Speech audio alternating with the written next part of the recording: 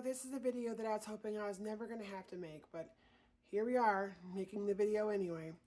So, today is February 27th, 2025, and yesterday on the 26th, it was released a memorandum/order from the Office of the Undersecretary of Defense requesting the immediate removal of all transgender service members from the military forces. I'm going to go ahead and post you the first 3 of 13 pages of that official memorandum/order. Go ahead and pause to read.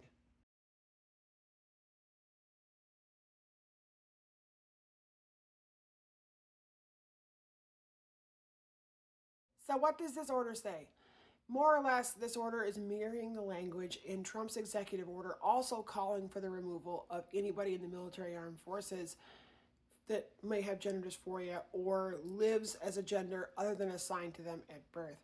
It uses the same incendiary and disgusting and insulting language, basically stating that transgender service members or those with gender dysphoria are incapable of meeting the rigid requirements of military service and therefore should be removed, which is wholly false, of course. Transgender service members are more than capable of meeting all military standards. Someone's gender identity should not be something that bars one from serving in the United States military, but the Trump administration and Pete Hegseth, the Secretary of Defense, disagree with that understanding that human beings have the right to serve their country if they want to, despite their gender identity being incongruent with the sex assigned to them at birth.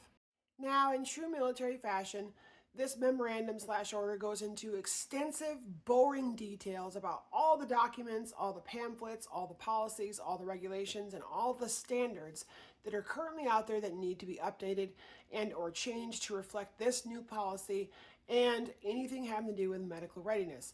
So, besides all of the boring details that go in there, we really need to focus on what this order doesn't say. So you can see multiple times throughout this order the words and verbiage used expressing that what they are looking for are people with a history of gender dysphoria, people with a current diagnosis of gender dysphoria, and anybody who may possibly be expressing symptoms of possibly having gender dysphoria. And this is where we need to start looking at the ambiguity of this order. In good Republican fashion, which they always love being ambiguous in their orders, they leave a lot of details out that they need to express. They could be interpreted the wrong way.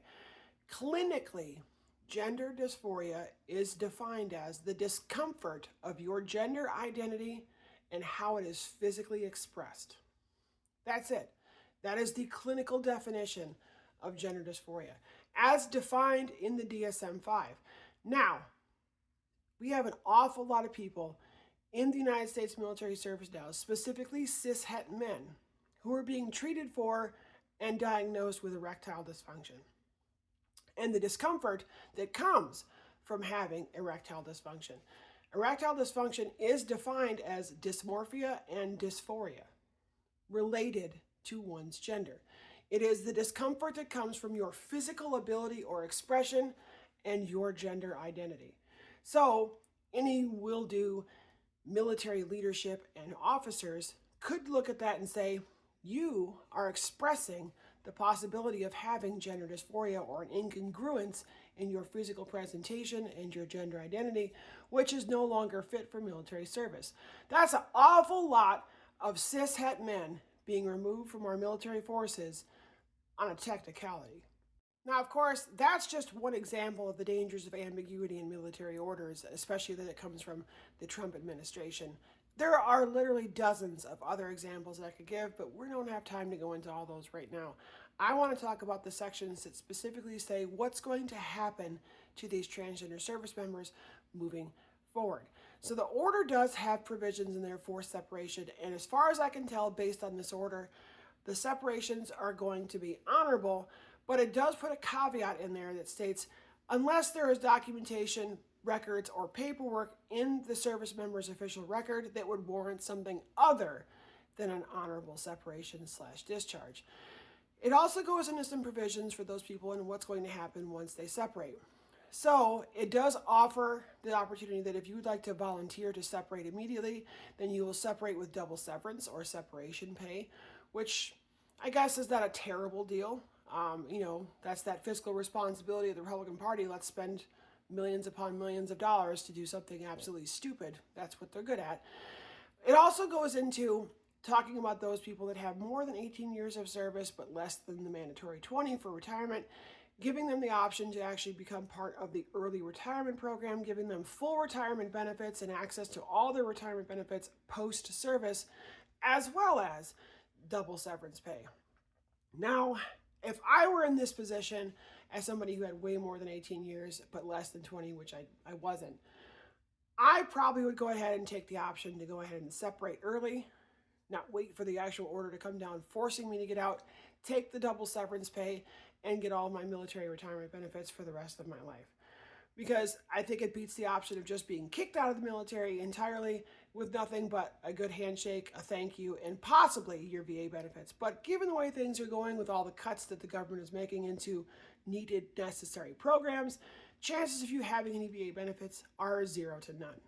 Now, I wanted to close basically with trying to go over the utter nonsense that is this order and where it comes from.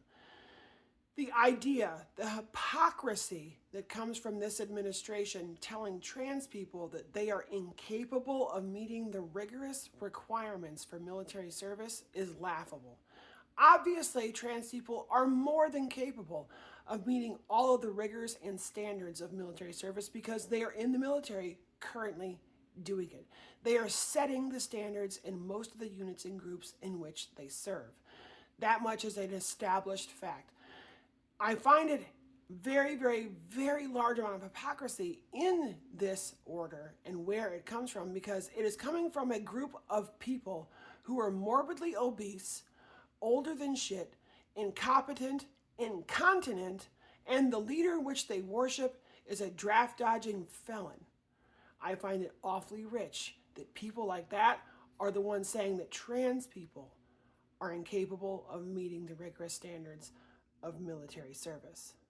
As somebody who is trans themselves, who served more than 20 years in the United States military honorably, I find it laughable that someone's going to tell me that I didn't meet the rigorous standards of military service, when in fact I set the standards for military service in a lot of cases. This order is nothing more than a push to force anybody who does not meet the cis heteronormative bullshit standards that freaking cis het white people specifically force in Western societies. They consider trans people and the freedom and liberty in which they live and express to be a danger to the cohesion that they are trying to create, where they have the ability to control everybody and what they say, do, and how they spend their time and money. Needs to be a wake-up call.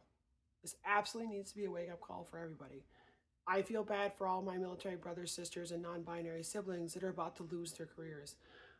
I am here for you if you need me. There are programs where you can go and continue to serve your communities and countries outside of military service, and I encourage you to please go look those up and become a member. Please don't become a number of the 22. Please. And for our administration, making the dumbass decision to remove over 15,000 service members from an already struggling recruiting and retention program within the military is going to cripple the United States military's effectiveness. It is not going to enhance it. It is not going to help it. You are not going to make those numbers up with anybody else. People do not want to join a military to serve a country that hates them and embarrasses us on a global scale.